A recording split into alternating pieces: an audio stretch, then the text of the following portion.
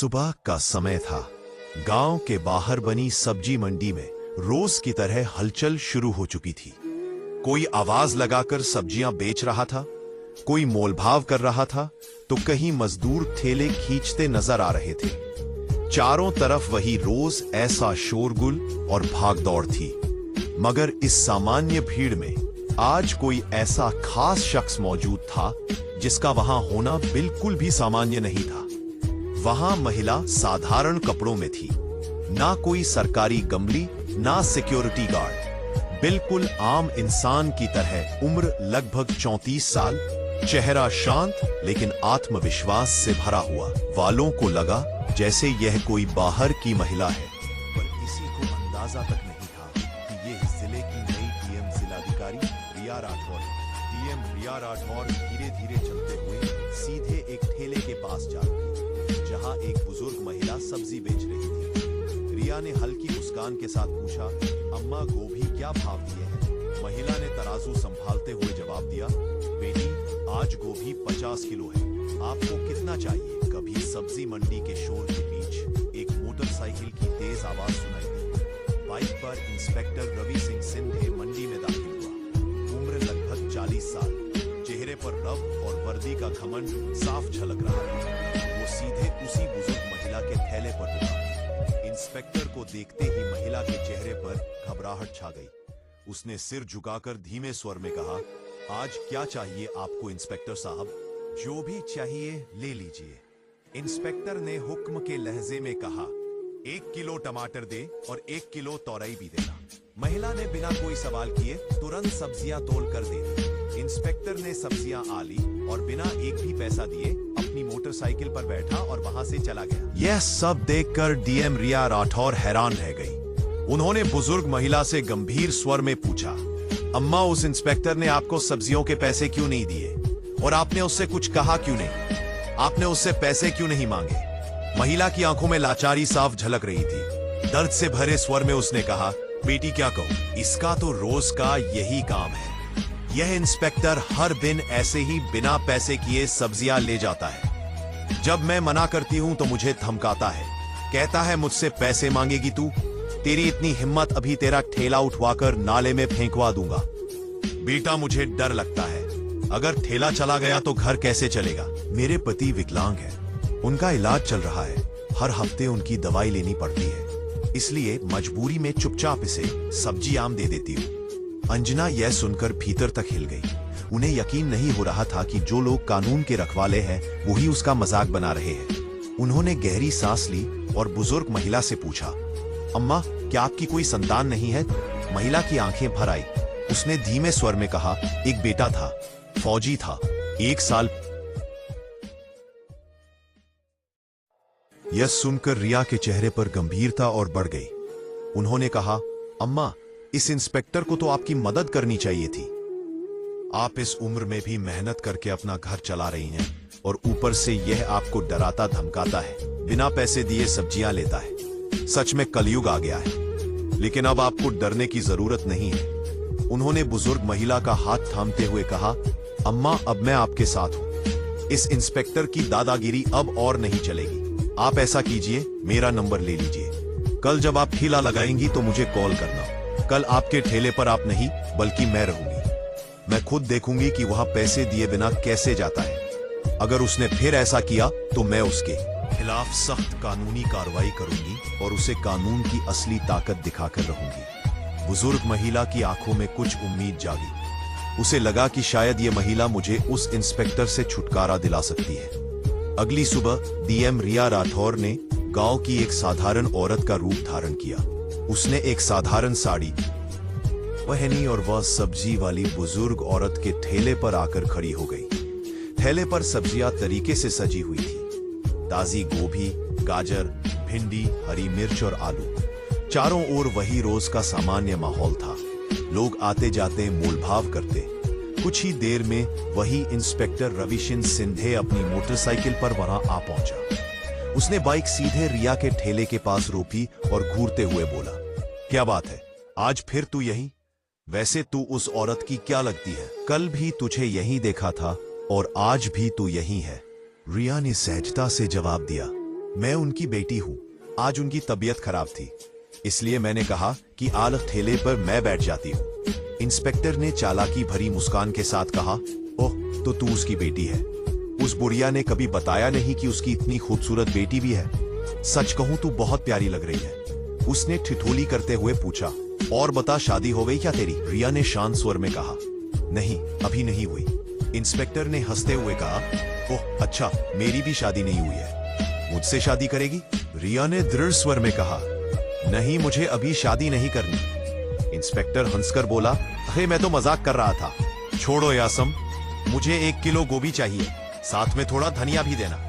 रिया ने बिना कुछ कहे चुपचाप सब्जियां तौलकर उसके हाथ में दे दी। इंस्पेक्टर बोला, अच्छा ठीक है, तो मैं चलता हूं। जैसे ही इंस्पेक्टर सब्जियां लेकर जाने को हुआ, रिया ने तेज और सख्त आवाज में कहा, रुकिए इंस्पेक्टर साहब, आपने अभी तक सब्जियों के पैसे नहीं दिए। वो ठिठक गया। रिया फिर बोली, सब्जियों के पैसे दीजिए, ऐसे नहीं चलेगा। यहां हमने कोई फ्री का भंडारा नहीं लगाया हुआ है। इंस्पेक्टर झुंझुला कर गुस्से में बोला, कौन से पैसे? मैं तो रोज सब्जियां फ्री में लेता हूं। अपनी मां से पूछ लेना, वो तो मुझे कुछ नहीं कहती। ओ तू ज्यादा जुबान मत चलाना मेरे सामने। वो जाने के लिए मुड़ा ही था कि रिया की आवाज और तेज हो गई। वह जाने के लिए मुड़ा ही था कि रिया की आवाज और तेज हो गई। रुकिए, आप मेरी मां से चाहे जैसे लेते हो, लेकिन मुझसे नहीं ले सकते। सब्जियों के पैसे तो देने होंगे आपको। रिया ने फिर से कहा, इंस्पेक्टर साहब, हमें भी पैसे खर्च करके ही यह सब्जियां लानी पड़ती है, और अगर आप एक दिन भी सब्जी ना बेचे तो हमारे घर में चूल्हा नहीं जलता। रिया की आंखों में गुस्सा और आवाज में सख्ती थी। आप जैसे लोग फ्री में सब्जी लेकर हमारे पेट पर लात मारते हैं। इंस्पेक्टर साहब, इतना सुनते ही इंस्पेक्टर रवि सिंह सिंधे का गुस्से का पारा और भी जड़ गया। उसकी आंखें गुस्से से लाल हो गईं। बिना कुछ सोचे समझे उसने अचानक रिया राठौर के गाल पर एक जोरदार थप्पड़ जड़ दिया। थप्पड़ इतना तेज था कि रिया एक कदम पीछे लड़खड़ा गई। उसे समझ ही नहीं आया कि यह अचानक उसके साथ क्या हो गया। उसकी आंखों से आंसू आ गए, लेकिन उसने खुद को संभाल लिया। चेहरे पर दर्द साफ झलक रहा था, मगर उससे कहीं गहरी चोट उसके आत्मसम्मान पर लगी थी। अब बकाता ऐसा कर लेता है, लेकिन पक्का कौन सा होगा? यूं संवाद मिलने वाले फिर ही होंगे, उससे पूछ लेना देना। लेकिन मुझे नहीं लेने वाली बात कैसी देती? आपके नाम पर एक विवाद मांग रहे हो। मुरवी का इंस्पेक्टर साहब, मैं सुनता हूं। सोचे खुद वित्तीय नोटिफिकेशन नहीं जानता। सीधा इसीलिए मुझे साथी जब वो वापस बोला जाता है तो मैं संघर्ष शरीफ में आता हूं। सामने रिया राठौर पर पकड़ेगा। बत्ती कीनी आंखों इसे बंद कर देना ता करने में लिया जाए। ऐसे समय पर इंस्पेक्टर रवि सिंह अपने गुस्से से लोकमान ने लेगा और लोकमान कह देगा कि आप अपनी मां से ना कहने वाले देते हो, लेकिन मुझसे नहीं ले सकते। सब्जियों के पैसे ही देने होंगे। अंजना ने फिर से कहा, इंस्पेक्टर साहब, उन्हों के पास लौटाने में आंधेगा। जिनके आंखों की बात का फैसला, उनका दर्द बल ही नहीं था। उसे खराब गुस्सा देखो, ये सब पकड़ेगा। चुप रहने का समय नहीं था। कांपती लेकिन दृढ़ आवाज में रिया राठौर बोली, आपने एक महिला पर हाथ उठाकर बहुत बड़ी गलती की है। आपको अभी अंदाजा भी नहीं है कि आपने किस पर हाथ उठाया है। इसका अंजाम बहुत जल्द भुगतना पड़ेगा आपको। इंस्पेक्टर का पारा और चढ़ गया। वह गुर्रा कर चिल्लाकर बोला, अबे तू क्या समझती है खुद को? कोई बड़ी रईस है? कोई कलेक्टर है? मंत्री है? तू है क्या? एक तेरी इतनी औकात की मुझे आग दिखा रही है। गुस्से में बेकाबू होकर उसने रिया के बाल कसकर खींच लिए। रिया दर्द से करा उठी, मगर उसने हिम्मत नहीं हारी। किसी तरह झटके से अपने बाल छुड़ाए। उनकी सांसें तेज हो चुकी थी, चेहरा लाल था, लेकिन हिम्मत पत्थर की तरह मजबूत खड़ी थी। कड़क आवाज में अंजना बोली, यह सब बहुत गलत हो रहा है। मैं तुम्हारे खिलाफ रिपोर्ट करूंगी। तुमने जो किया है उसका हिसाब तो तुम्हें देना ही पड़ेगा। पर इंस्पेक्टर तू अपनी वर्दी और रुतबे के नशे में चूर था। वो जोर से हंसता हुआ बोला, मेरे खिलाफ रिपोर्ट करेगी तू? तेरी इतनी औकात है? तू एक मामूली ठेले पर सब्जी बेचने वाली और मैं इस इलाके का थानेदार। मैं तुझे यही खड़े खड़े खरीद सकता हूं। ज्यादा जुबान चलाई तो उल्टा तुझे ही झूठे केस में फंसाकर जेल में डाल दूंगा। इतना कहकर उसने अपनी मोटरसाइकिल स्टार्ट की और वहां से निकल गया। फिर रिया वहीं ठेले के पास खड़ी थी। उसके भीतर गुस्से का ज्वालामुखी फूटने को तैयार था, मगर उसने अपने आप पर काबू रखा। उसने मन ही मन ठान लिया था कि इस इंस्पेक्टर को ऐसा सबक सिखाएगी कि उसकी 7 पुश्तें भी किसी महिला पर हाथ उठाने से पहले 1000 बार सोचेंगी। उसने तुरंत सब्जी बेचने वाली बुजुर्ग महिला को बुलाया और रिया चुपचाप वहां से निकल गई। वो सीधे अपने घर लौटी। साधारण साड़ी उतारकर अब उसने दूसरे कपड़े पहन लिए थे। उसके चेहरे पर एक एज था और उसकी आंखों में न्याय की आग जल रही थी। और दोस्तों, यहां से अब कहानी का असली मोड़ शुरू होता है, इसलिए इस कहानी को यही बीच में छोड़कर मत जाइएगा, क्योंकि अब आगे इस कहानी का क्लाइमैक्स आने वाला है। तो कहानी में आखिर तक जुड़े रहिएगा। रिया राठौड़ इस बार इसी डीएम की तरह नहीं, बल्कि एक साधारण औरत की तरह थाने पहुंची। थाने में किसी को उनकी असली पहचान का अंदाजा नहीं था। अंदर आते ही उसने चारों तरफ देखा। इंस्पेक्टर रवि सिंह सिंधे वहां मौजूद नहीं था। डेस्क पर एक सब इंस्पेक्टर बैठा चाय पी रहा था। अंजना उसके पास गई और बोली, मुझे रिपोर्ट लिखवानी है। इंस्पेक्टर रवि सिंह सिंधे, कहा है? सब इंस्पेक्टर ने कहा, इंस्पेक्टर साहब तो जरूरी काम से घर गए हैं। अंजना ने कहा, तो मुझे एसएओ साहब से मिलवा दीजिए। सब इंस्पेक्टर ने फिर कहा, एसएओ साहब तो फील्ड विजिट पर निकले हैं, आप चाहे तो थोड़ा इंतजार कर लीजिए, वो आते ही होंगे। अंजना एक बेंच पर बैठ गई। अंदर से गुस्से की आग भड़क रही थी, पर चेहरा उतना ही शांत बना हुआ था। थोड़ी देर बाद एसएओ सचिन नायक थाने में आया। उसने बेंच पर बैठी महिला को देखा और तुरंत अपने पास बुलाया और पूछा, कौन हो तुम और यहाँ किस लिए आई हो?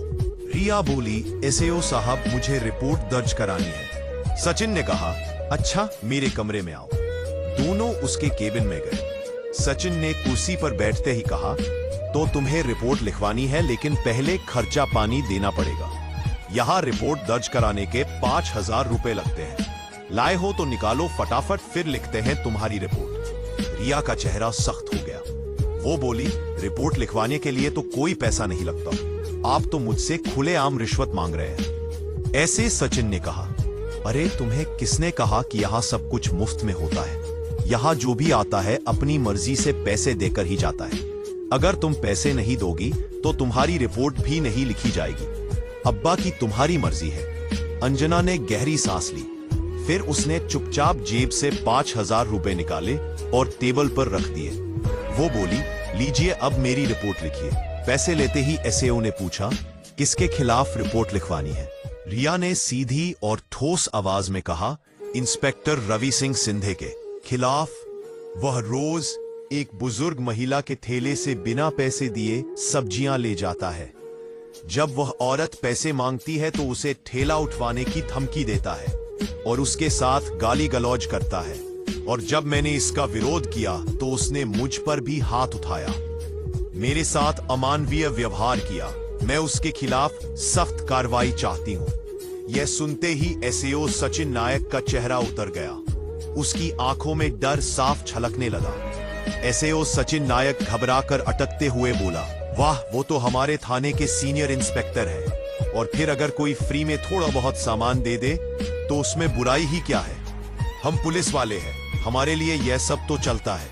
एक बात अब उसे यकीन हो गया था कि यह सिस्टम अंदर तक सड़ चुका है। वर्दी जो लोगों की रक्षा के लिए बनी थी, वही अब गरीब और बेदस लोगों को डराने और लूटने का हथियार बन चुकी थी। उसने और कुछ नहीं कहा, बस धीरे धीरे उठी और चुपचाप थाने से बाहर निकल गई। लेकिन उसके चेहरे की खामोशी में अब एक अलग ही बात थी। उसकी आंखों में एक तेज चमक थी, जैसे कोई बड़ा तूफान आदि से पहले का सन्नाटा हो। अगले दिन सुबह डीएम रिया राठौर अब अपने असली रूप में आ चुकी थी। वह सरकारी गाड़ी और सुरक्षा कर्मियों के साथ उस थाने के लिए निकल पड़ी। जैसे ही वह थाने में अंदर पहुंची, थाने में खलबली मच गई। जो स्टाफ कल तक उन्हें एक आम औरत समझ रहा था, आज उन्हें इस रूप में देखकर सन्न रह गए। मुख्य हॉल में उनकी नजर रवि सिंह सीधे इंस्पेक्टर और एसओ सचिन नायक पर पड़ी। कल तक रब में रहने वाले दोनों के चेहरे पर हवाइयां उड़ने लगी।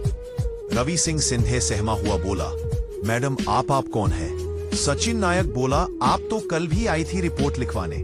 रिया ने सख्त स्वर में कहा, हाँ मैं ही थी। मैं हूँ इस जिले की नई डीएम रिया राठौर और अब मुझे सब पता है कि तुम दोनों किस तरह गरीबों को डराते हो, रिश्वत मांगते हो और वर्दी की आड़ में गलत काम करते हो। दोनों का रंग उड़ गया। सचिन नायक घबराकर बोला, मैडम अगर आप सच में डीएम हैं, कृपया आईडी दिखाइए। रिया ने सरकारी आईडी निकाला और दोनों को दिखाया। आईडी देखते ही एसओ सचिन नायक और इंस्पेक्टर रवि सिंह सिंध के हाथ पांव कांपने लगे। ने घबरा कर कहा, माफ कीजिए मैडम, हमसे बहुत बड़ी गलती हो गई। रवि सिंह सिंध भी सिर झुकाकर बोला, मैडम जो कुछ हुआ वह दोबारा नहीं होगा। लेकिन रिया पूरी सख्ती में थी। उन्होंने ठोस आवाज में कहा, गलती नहीं अपराध है और इसकी सजा जरूर मिलेगी। फिर उन्होंने दोनों की आंखों में सीधा देखते हुए कहा, तुम दोनों माफी के लायक नहीं हो। तुम दोनों ने जो किया वह किसी जिम्मेदार अधिकारी का काम नहीं था। वह तो सिर्फ एक अपराधी ही कर सकता है।